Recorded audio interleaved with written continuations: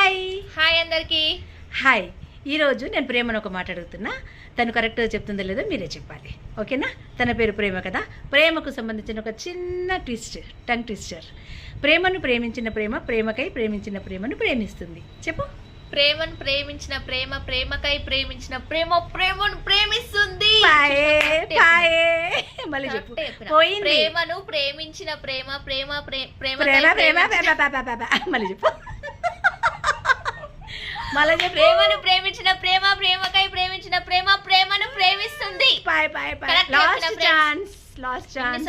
పోయింది. ప్రేమను ప్రేమించిన ప్రేమ ప్రేమకై ప్రేమించిన ప్రేమను ప్రేమిస్తుంది.